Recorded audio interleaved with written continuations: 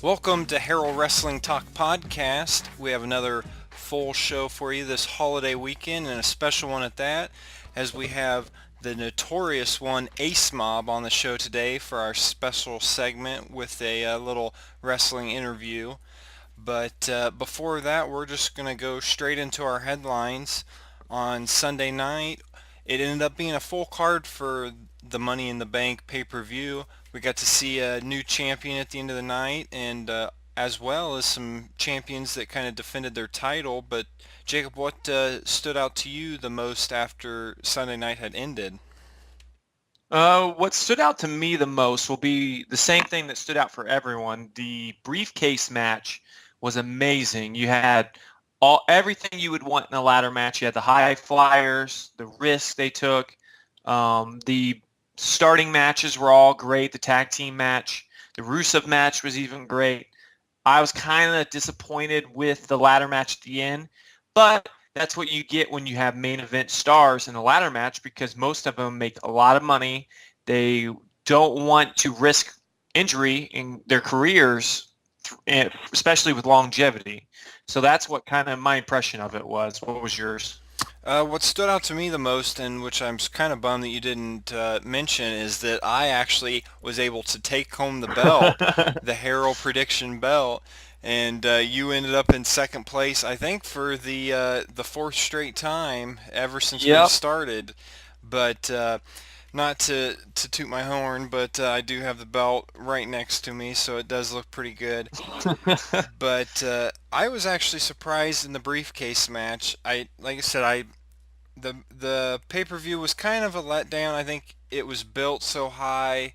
The main matches were great, of course, but the tag team champion match, that was good. But I was surprised with the briefcase match just because I know you had him picked, Seth Rollins, but I honestly didn't think he was going to win just so they could have a little bit more of a feud between him and Ambrose. But the way that things kind of worked out, and the way it came across on Monday night, I can see now where they're kind of heading with it. Um, but with the championship match, I enjoyed it, and it was kind of predictable as everybody kind of picked Cena. But all in all, it was a great pay-per-view. Mhm. Raw this week was very eventful. They had matches already set for the Battleground pay-per-view. You have Cena versus Rollins versus Orton versus Kane for the WWE World Heavyweight Championship. And now, with Bad News Barrett's injury, Battle Royal will have a battle, or Battlegrounds will have a Battle Royal for the Intercontinental Championship. The Real American stared down at Rusev on Raw. Ambrose interrupted Rollins cashing in his briefcase. Ziggler kissed Summer Rae not once, but twice. They had title changes. They had many superstars returning. And John Cena will be on the cover of WWE 2K15. What was your favorite part of Raw? And most of those things, I watched the Raw. I got till 10 o'clock, a little bit before, right as the Miz was getting ready to come out, and I was like, you know what, this is just kind of a letdown. I'm just gonna call it a night. And then the next morning, I get on my phone and I see all this stuff that's came just in the past hour, and it ended up turning out to be a good show.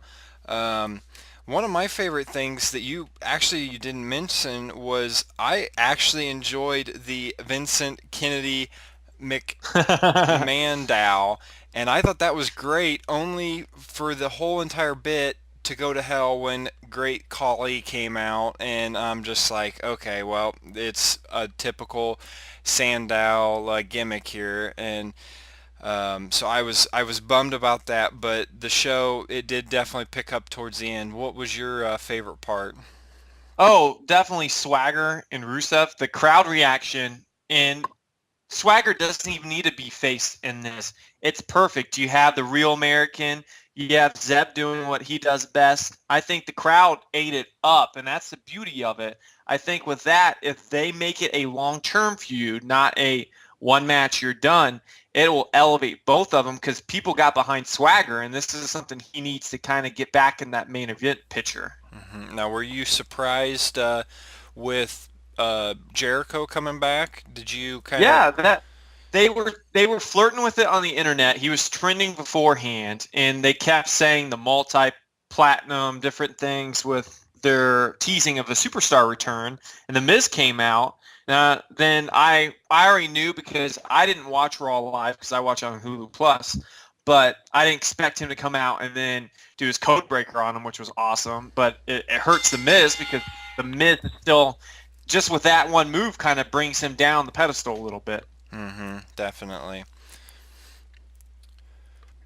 Well, after John Cena winning the belt on Sunday night, even before that, there were leaks over what possibly could be the upcoming poster for SummerSlam pay-per-view, which had John Cena on the left and Brock Lesnar on the right. We already know what's going to be the main event for Battleground, but do you think there's any chance of Cena possibly losing the title before SummerSlam? No, I think there's no chance in that. If you look at his runs, his 15 now title runs, I cannot think of one. If you can think of one, fans, tweet us at HWT Podcast of when Cena's went 1 month and lost. That just doesn't happen. I think he'll go on to face Lesnar with the championships, but then that lies a huge problem because that's a huge draw. But if Lesnar's not staying long term after SummerSlam, it just wouldn't work for Lesnar to win. He needs to be at every Raw, he needs to be at every pay-per-view between SummerSlam and Survivor Series for Mm-hmm. it to work, in my opinion. What do you Mm-hmm. think? Um, and we've kind of discussed the whole Lesnar getting a title shot at SummerSlam, and so that would kind of, and especially with the leak poster, this would kind of all get in line with the rumors that we're hearing. So I wouldn't say there's any chance of him losing the belt at all, and especially with main events. Um, or Battlegrounds main event. I just don't see, they're definitely not going to give it to Kane, and the other two guys aren't really in the picture as much now for the title, and so it's just kind of filling the time, filling the void until SummerSlam gets here. Right, and if anybody's going to win it and Cena's going to lose it, it would be Orton because Rollins is going to have his feud, obviously, with Triple H coming up for SummerSlam. But to me, still, that's the problem I have with this whole situation is if you're going to have Lesnar win the title, he has to be at these pay-per-views and he needs to be promoting it, not just Heyman. Correct. After last Monday's Raw, Seth Rollins went to cash in his Money in the Bank briefcase on John Cena, but Dean Ambrose interrupted it like he promised. When do you feel they will have Seth Rollins cash it in? Will he fail like other wrestlers recently, or will Dean Ambrose keep interrupting him? I actually thought on Monday night, well, actually I watched it on Tuesday, but I actually thought that he was going to come in and cash in, and I thought they were selling it great. Cena's kind of laid out, and Triple H is waving him in, and here he comes, and it's towards the end of the show, and I'm thinking, holy cow, he is going to lose his belt after one night. And but then they had Ambrose come out there, attack him, kind of stopped him from doing that, and it just continues that feud. Even though Rollins has got the briefcase, the contract, he's still able to kind of carry along and bring that feud that was happening beforehand with him. And so I think it's a great job by the WWE.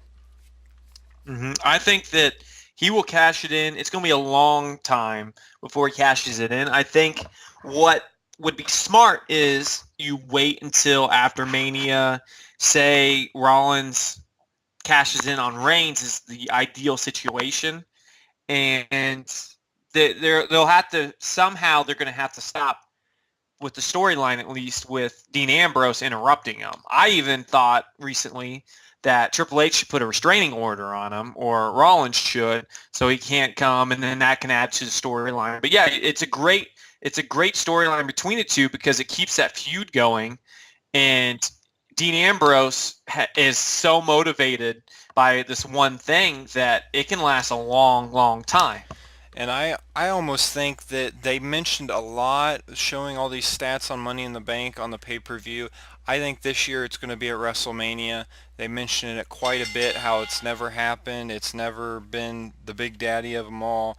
And I think this year is the year. Mm-hmm. Well, there wasn't a pre-show match on Sunday, but more of a interview from the former champion Daniel Bryan, in which he talked about not being sure when he'll be able to return.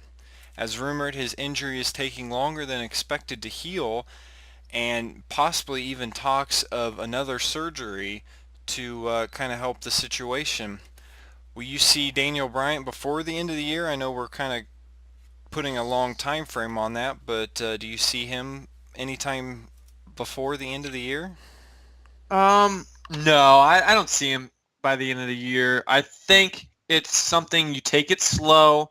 Survivor Series is the earliest. I think he'll come back for that WrestleMania run right before Rumble, or even pull an edge where you're gone for so long. Keep reminding people of him without him being part of the storyline, and have him pop in the Rumble like he wasn't able to before. I mean, the main event seems so crowded right now with people that they don't really need him to come back. Let him recover. Let him become 100%. Let some of these younger guys get a little bit more exposure, and then develop a story of his comeback and make it something that is worthy of him coming back for. And it's almost like the WWE has kind of moved on from them, and it sucks to be Daniel because fans aren't chanting his name anymore. And what's sad is CM Punk is getting more chance than Right. Daniel Bryan is.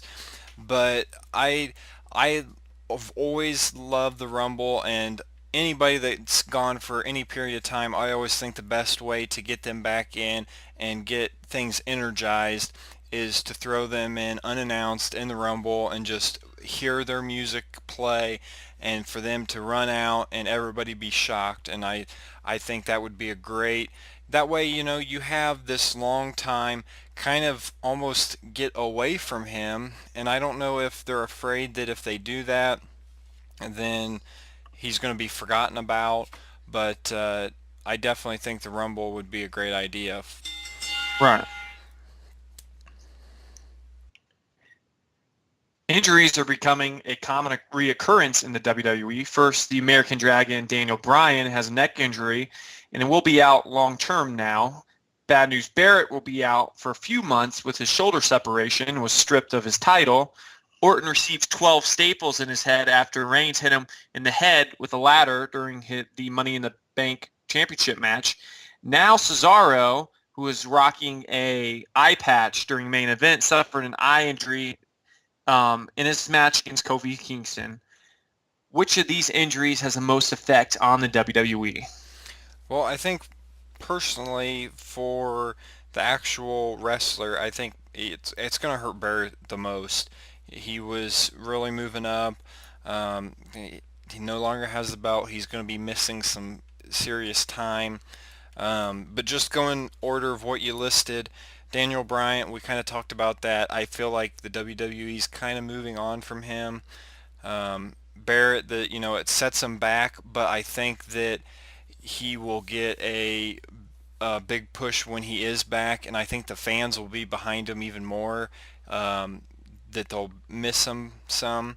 Cesaro, in the main event show, they he was wearing the eye patch, and Ziggler even grabbed it off of him. So I don't think it's as serious as it was once thought.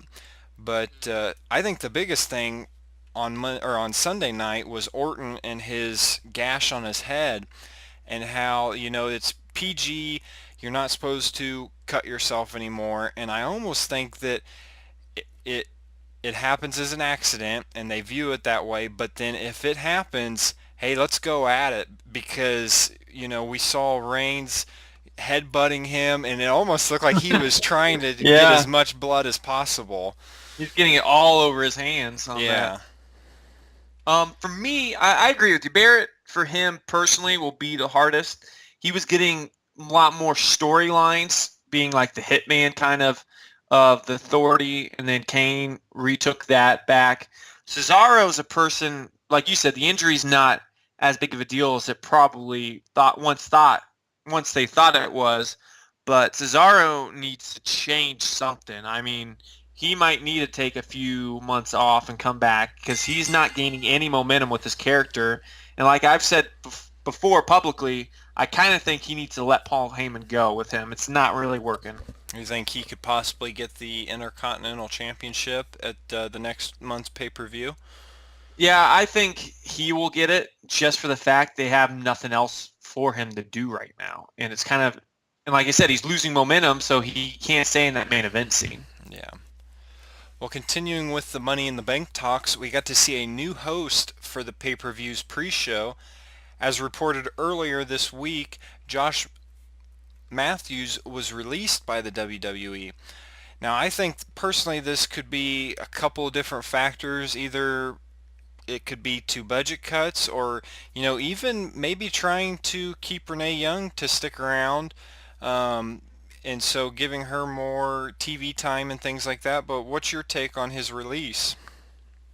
I think you're correct. It's a lot of it. I think stems from Renee Young.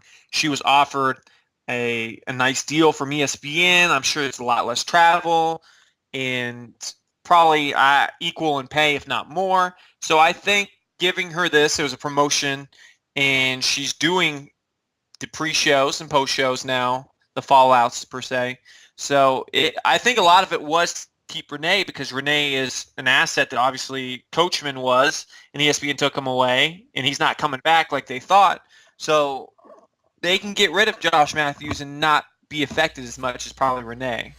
And I don't think it hurts either to, have a woman in that kind of role because it is all guys up there, and I think that maybe a a girl on the panel sometimes will maybe draw some of the female viewers that maybe not care too much, but hey, there's all of a sudden a girl talking, and maybe I will kind of listen to what's going on. Right. It is better. I will say it is better with her than it was with Josh as a host. At least for the first one, I enjoyed it a lot more with her from what I saw.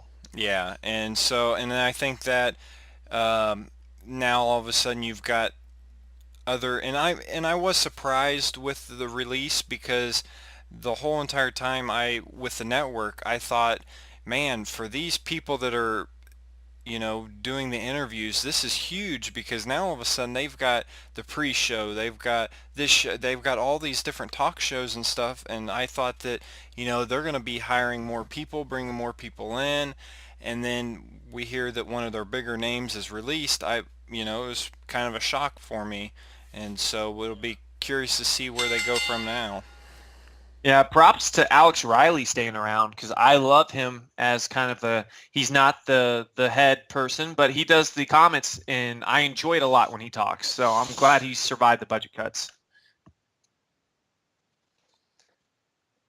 WWE had some impactful returns this week on Raw. The Miz finally made his return without Flair from shooting his movie The Marine 4.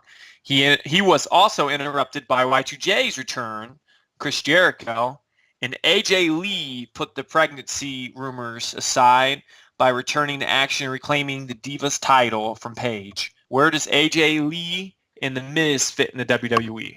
Because we already know where Jericho will be.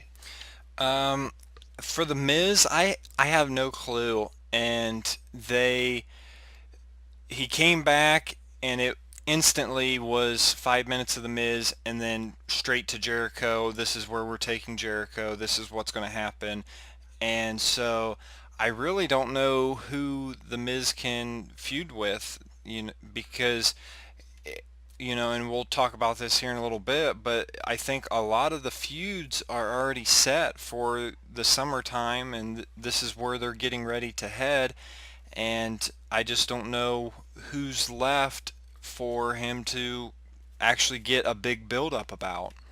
Right. I think the Miz is the one that needs the Intercontinental Championship the most because it's been a long time since he's had a title reign that was worthy of something. He had like the TV, or not TV, I'm sorry, the United States Championship a while ago, but he needs a title run. He needs to build up some heat as a heel. So I think that is important. Now with Jericho, that is amazing twist I had no idea they were going to go with and run Hmm. with Wyatt family interrupting him. And then with AJ Lee, I think this is um, it was a surprise that she came back. Not a big fan of how she won, but to be fair, Paige did the exact same thing. But maybe now they can build this up and maybe trade wins back and forth because the Divas division was really struggling. They're showed some promise, but it didn't look like they were going to give anybody else a chance. And even, you know, they had a report earlier this week that Emma, she got caught shoplifting. And so, I mean, the whole Divas division, who knows what is really going on in that. And so it's good that AJ Lee's back to maybe bring some light on that. Yeah, they need a long-term feud for sure because when you have someone like a Trish Stratus and Lita, kind of like they are for this generation, you got to keep them at least around each other to make the good matches because you leave them two out of it, it dips really, really Right. low.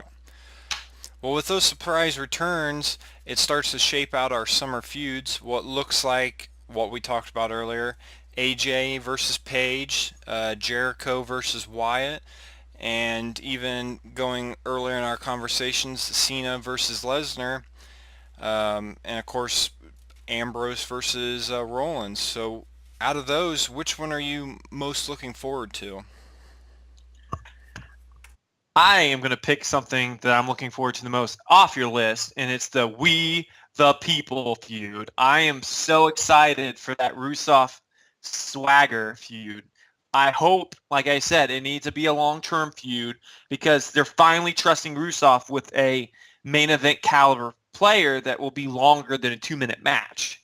But if I had to choose from your list, the Rollins Ambrose is the best one for me because it's young stars that trust each other, and you can tell there's a level of commitment towards each other that they have to do the craziest stuff, and that shows in their matches. And also, Reigns Triple H will be a nice one to see as they develop. Kind of Reigns will be treated like Daniel Bryan, where the authority, you can't mess with the authority, and he goes against the authority kind of feel. Hmm. And I didn't even think about, the Rusoff and the Swagger, and that is just the promo alone, where they came out and was, they had the managers kind of talking it out, and so every aspect of, the feud, I think is, like you said, is just going to be great. Um, and I'm really excited for Jericho Wyatt. I think that can be really good, and I hope that the WWE takes a better path with Jericho's return than they did in the past, and I think that they could really turn it into something really big. Now, with Jericho's return, he's stated before, his return now with Wyatt is basically he wants to put over younger stars, which is obvious he'll put over Wyatt. And the problem I have with like Cena and some of these Ortons, they need to stop wrestling each other. They need to start bringing up the young talent because eventually they're going to have to hit the reset button, kind of like in '98, and these young guys are going to take over, and you're going to have to get rid of the older guys. Yeah. Well, moving into our special segment, we have our first for this podcast on the Wrestling Talk Hotline. We have Notorious One Ace Mob. He's agreed to come on and do a little interview with us, so we appreciate you having spending some time with us. Yeah, sounds good. All right, we have our first question. So, to give a background for people that don't know about basically IPW and the affiliation you have with them, can you give us just a general information for you? Like, what would the announcer say when you come out to the ring? Well, first of all, he will come out representing GBA, Guilty by Affiliation, all the way from Savannah, Georgia, the Notorious One, Ace Mob. Sounds pretty good. Nice. Now, you always, when you come out, you're rocking the Atlanta Falcons jersey. Now, obviously, with being from around Atlanta, Georgia, is that something you've always done in wrestling, or is that something you kind of picked up? Well, that's something I picked up later. When I first started, I was simply coming out with a regular old wife beater, a black one. Yeah. I used to wear baggy jeans, believe it or not, because when I first started wrestling, as much as I'm going as Notorious Thug now, I was Notorious Thug when I first came out. So it was like the Notorious Thug Ace Mob. So I fit the gimmick. I had the do-rag and the flannel shirt, the baggy jeans. Oh, it was so awful. Now, is that something you decided, or is that kind of what the promotion kind of wanted you to go with? It was me. The original thing about it is when I first started, the promoter, Dr. Love or Russell Love, he said, hey, give me a sheet. Write your gimmicks that you want to go as on a piece of paper. And I had like 10 different names on there. I remember one of the other names that I originally wanted to go as. It was Street Life Santiago Sanchez. And the reason why I did that, I was a huge fan of Conan when he was in the NWO, and I thought, hey, I want to come out as a Mexican, Latino, have a little Caribbean. And I shot that down quick, when I thought about it. I would have to talk with. That was probably a good choice for your career. Yeah, probably a good choice because, for people would have thought, hey, he's Latino. No, I'm black. Sorry. No. Yeah. Be surprised when they show up and you come out. Yeah. All right, when did you decide you wanted to be a wrestler? Well, obviously growing up in, Savannah, Georgia, growing up in the NWA territory, every Saturday night I was watching Saturday Night Wrestling on TBS. So it was an easy choice. I grew up watching Dusty Rose, Dusty Rose, if you will. That was my man. I could watch a Dusty Rose match all day and not complain. So seeing Dusty Rose and, of course, later Sting, I was like, that's what I want to do. I want to be a wrestler. Now, did you grow up with being Atlanta, Georgia? Were you a WCW guy when you grew up back in the 90s, or were you watching WWF? I'm not going to lie to you. I was not a WWF fan at all. I'm not one of those guys that'll tell you, oh, it's been my dream to wrestle for the Federation. No, I am not a big fan of WWE. Not to lie to you, I never felt WWE was very strong with their African-American wrestlers. I just felt, when you think about it, in their career, they've only had, they had two, because unfortunately Rock is black and, Samoan, so, and, Booker T would later win the heavyweight title as well. They've only had two African-American champions, and I go, really? Two African-American world heavyweight champions with all the greats. Think about it. They had Junkyard Dog and Bad News Brown there, and those guys never held a belt in WWE. So I'm like, right off the bat, no, that's not a good fit for me. But when I was young, seeing Ron Simmons defeat Vader for the world title in Baltimore, Maryland, it let me know that, hey, me as a black kid, I have a shot in what is presumably dominantly a white sport. You got a lot of white athletes that are really prominent in it, and that's not me knocking. I give them big praise. It's a violent sport. Yeah. Now, would you say, growing up, your favorite wrestlers, were they kind of the Dusty Rhodes and the Sting at the time, or? Yeah, at the time, it definitely was my favorite. But obviously, when Great Muta came to NWA in '89, it blew my mind because I'd never seen any type of wrestling like that. I was like, what the hell is he doing? He's jumping off the rope. He's crazy. So it really branched me out into the New Japan style wrestling, the strong style. And later on, as I evolved, I became a huge Masahiro Chono fan, and that's my dream match right there. If I could take on Chono, I'll be happy. Now, did any of those guys kind of have an influence on your current wrestling style? Yes. Masahiro Chono and Tony Inoki. If you watch one of my matches, you'll see a lot of them. Current wrestlers, I would say Suzuki. I really favor him a lot. A lot of people don't really know him. He's the guy with the crazy haircut. He's one of the strongest guys I've ever faced because he's short. And here it is, me, I'm only 5'6", so when I see somebody short throwing guys that are 6 feet tall, it automatically makes me happy. Right.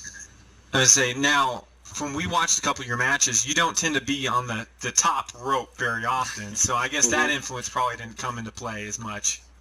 I avoided going off the top rope after I broke my shoulder. I Okay. broke Yeah. my shoulder, and it changed my style completely because pre-shoulder injury, I was crazy. I would go through the ropes. I would go over the top rope. I would do any and everything. But after I injured my shoulder, it changed the way I wrestled. And Kind of I think backed it made off a me little have, bit. yeah, exactly. I backed off a little bit because, one, at the time when I came back, I didn't practice. I literally was off for a year, and then, boom, I was back in the ring. So if I don't feel safe that I'm going to keep the person that I'm facing safe, I will not do the move at all until I practice it at least 2 months. Right. Well, it's all about longevity too. You want to do this because you have a passion for it for a long period of time. If you keep getting hurt, obviously you can't do it. Yeah. Okay. Do you ever get tired of working shows constantly, I did for a while there. mentally or physically? It probably mentally because in the independent game, you learn real quick there's no money for you. There's money for guys who, let's just face it, the dinosaurs, the guys who've been in the business for years, and they're milking these independent promotions for money, while the guys who are busting their butt each day in and day out, they're getting like 20, 15, 30, maybe even 50 if they're lucky. While these guys are coming in, getting hotels and wrestle maybe 5 damn minutes, and they're getting $750, maybe $1,000 a match. And you're thinking, what's going on here? I'll give you a scenario. Here's a promotion. Say they got 250 people in their crowd, right?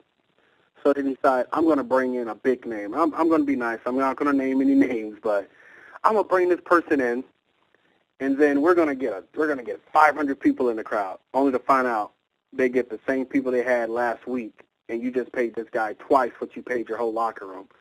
Now this promotion no longer runs because they have no more money. They're broke. Right. Right.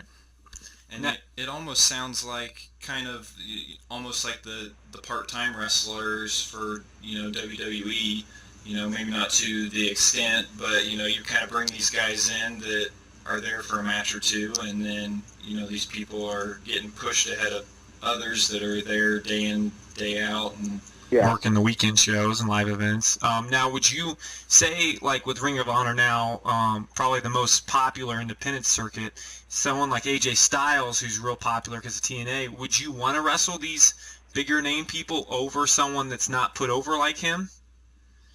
Who would you rather wrestle per se? I would rather wrestle somebody that can teach me. No matter what, every day that I get in the ring, I want to get in the ring with someone that makes me better. Don't get me wrong, I'll get in the ring with somebody if I have to help them come along as well, because I have done that. But there's nothing like getting in the ring with somebody that can just kick your ass. Like, hey, I'm going to throw you here, and this is why you're going here. Someone just to tell you, like, hey, point A to point B, tell a story, let the crowd be into the match. You don't want a match where everyone's in there and they're talking about where they're going to eat. That's embarrassing. Hey, it's quiet in the back. No one can hear the crowd. I've been on shows like that. It is the worst feeling in the world, and I feel bad for the guys that have a match and the crowd is not saying nothing. So you want to get in the ring with a guy that can help you, because I'm telling you, the confidence for your next match will be amazing. Now, speaking of kind of matches, what are your favorite match types, either to wrestle in or even just to watch? What do you enjoy? I have to say I'd rather wrestle, because I tell you, I cannot watch Raw like I used to. It's like, oh, I know what's coming up. Oh, he's going to duck this and he's going to feed into the corner. So it's kind of make watching wrestling boring because I know what's going to happen. But when you're in the ring, you don't know what's going to happen because you have to make it happen. So if you can make it happen without planning it, it's a beautiful thing. When you get in the ring with a guy and you got great chemistry, it is the greatest feeling in the world. And sometimes you'll get in the match and it'll go total hell. You'll be like, this was the worst match of my life. But then you get in the ring with a guy where I like to hear stuff like this. Hey, I'm here for business, which means nothing personal. We're going to go out there. We're going to beat the hell out of each other. And guess what? Afterwards, we'll apologize later. That's the type of matches I like to have, and I'd rather wrestle than watch it.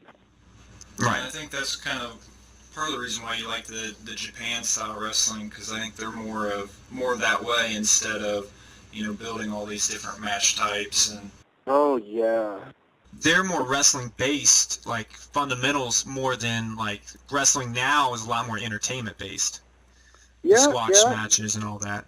You're right. I mean, WWE, don't get me wrong, I'm not knocking them. They're a billion-dollar company, all power to you.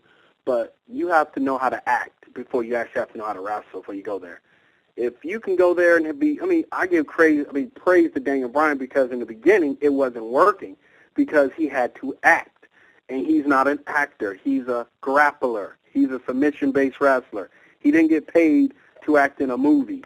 But now he's like, listen, if I want to make a lot of money, I got to make a complete fool of myself. And guess what? It works. Now in Japan, you have to make fools of yourself. There are some character actors there, wrestlers, excuse me. And then there's guys who come in and just fight and then go home. I'm one of those guys, hell, I can act with you. I can do that. But if you ask me to actually wrestle, I wrestle too bad. Okay. Another question for you. What's the most painful wrestling move you can receive for you personally? Me? I would get a power bomb. Any form of the power bomb, whether it's jackknife, last ride, whatever, because it's such a high-impact bump. But it also depends who you get in the ring with. There's a lot of guys who like to chuck their opponents, which means just throw them. And then there's guys who like to bring them up and then kind of guide them down. And then you got your guys that just go to hell.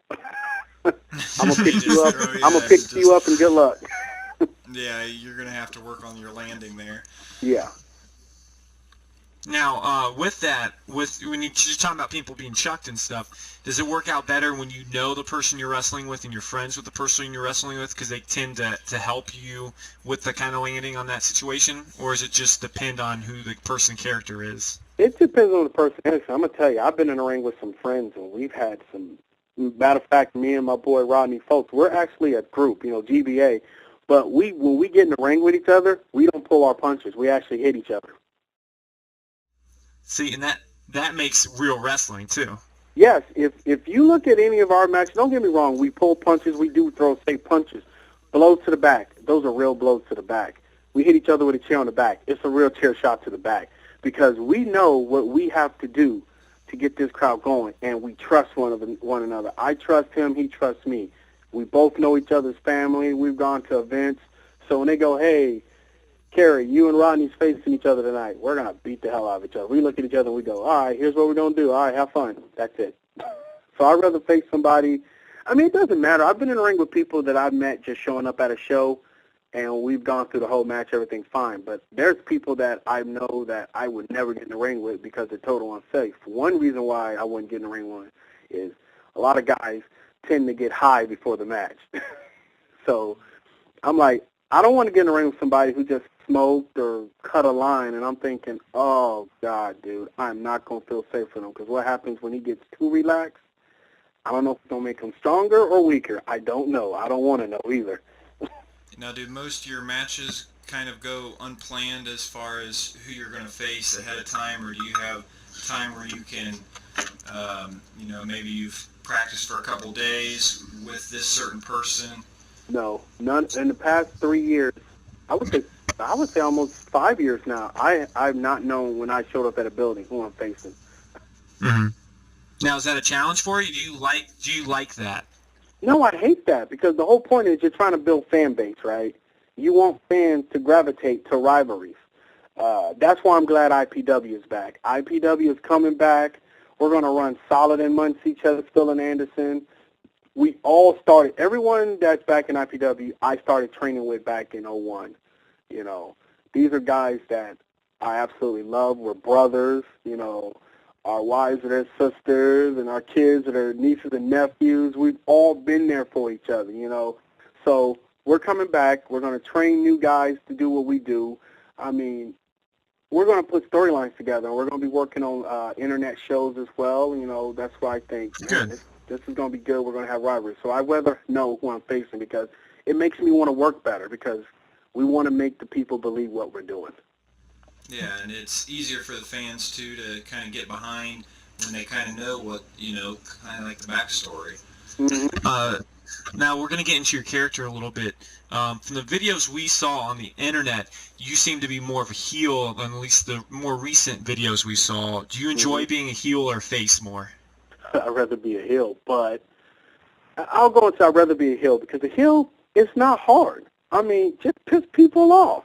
Do the opposite of what they want you to do. Now, if you are a face and they don't cheer you, oh my God, I feel bad for you. It's like having a girlfriend that won't let you touch them. I mean, come on. I mean, hey, I'm going out here. Cheer for me. Boo, get the hell out of here. You know, you won't. Listen. I wrestle. Believe it or not, I wrestle more matches as a face than a heel. But I'm a much better heel. But I love being either or. It doesn't matter. It's whatever the promoter wants. I'm gonna do it.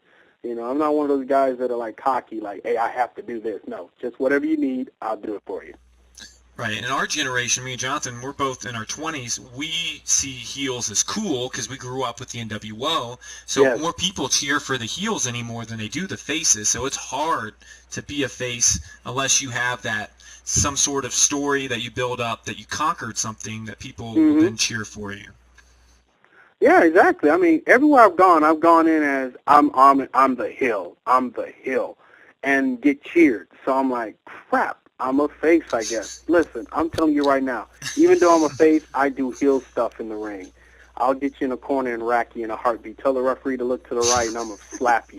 I mean, these are things I do, and that's one thing why me and my boy Rodney, you know, GBA, we're good at that. We're so good at being bad that people love it. It's just comical. Now, do you have a spot where our fans can kind of look in more to you, like a Facebook page or Twitter or anything like that? Yeah, I got some Facebook pages up. I got, of course, I'm on Facebook as the Notorious One Ace Mob. They can look me up on there. I got right now I'm on just under 1,000 fans. You know, call it me being lazy, not looking for more. I don't know. Well, we'll definitely get that information on our site too, just so people can kind of check you out and see what you're all about. All right, our last question. Is there any upcoming appearances coming soon? Well, upcoming appearance, I'm not saying no. I've been talking with promotions in Ohio again to start going back in July. So I would say within the next 2 weeks, I'll probably be back in Cincinnati.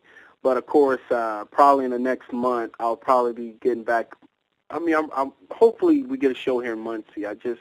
Muncie is calling for a wrestling show. The last show that was here, I think, drew like 15 or 30 fans. It wasn't my promotion. It was an outside promotion. But, I would say right now no shows coming up, but it'll definitely be coming up within the next month.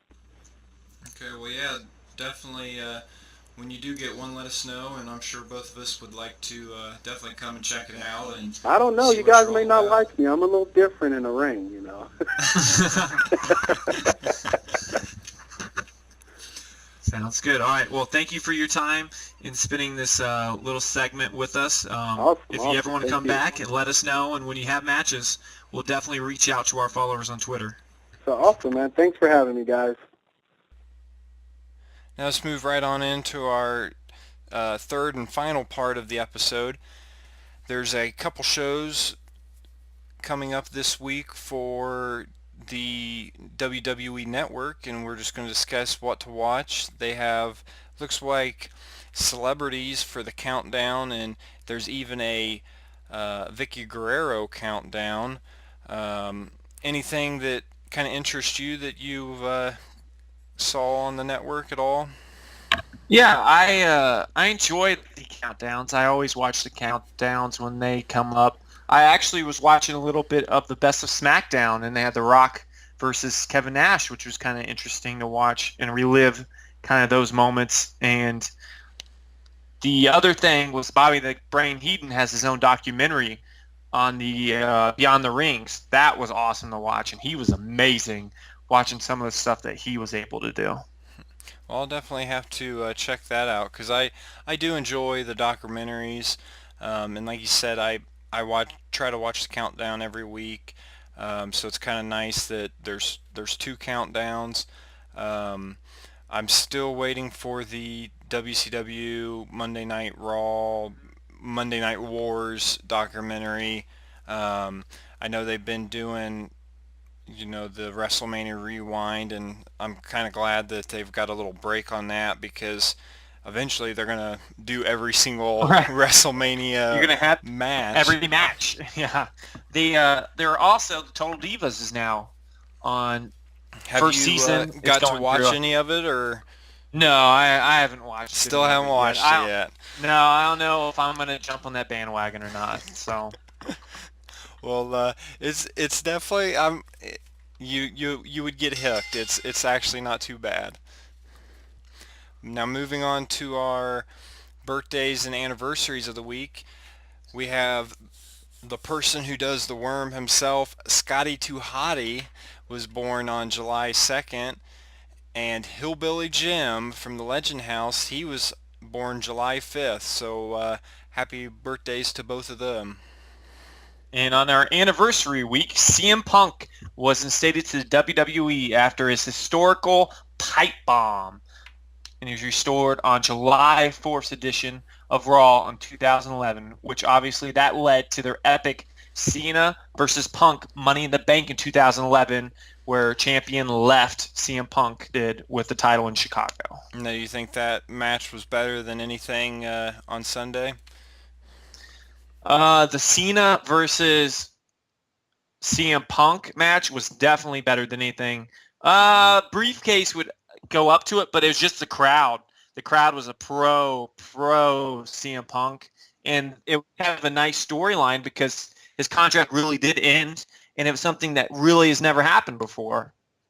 So I would say it was better than any of the other matches. Moving on to our Twitter questions. You can always send us your questions at HWT Podcast on Twitter, and we'll definitely try to answer them on the show. This week, our first question and comes from Raw as Gibby, and he's asked us a couple in the past, and you can find his shows on YouTube, and he's also got a Facebook and Twitter page. But he's asking Jacob, who's the brighter future, Roman Reigns, Cesaro, or Bray Wyatt? I think when you look at this and these three people, you immediately think Reigns is the future, which he is. But the brightest future for long term, I think, will be Wyatt, because Wyatt can cut his own promos. He has unique matches. He's not one of those juggernauts, because when Reigns loses his ability basically to run people over, you can kind of see his weaknesses when he's cutting his own promos and he's talking to Vicky Guerrero. So I think Wyatt overall has the brightest future, but short term, I would definitely say it's Reigns. I would agree with Wyatt. I think Cesaro's been around for a while, and I think they're trying to figure out what to do with him. Kind of threw him in with Heyman, and I think Reigns is just almost uncomfortable in front of the screen unless he's in the ring.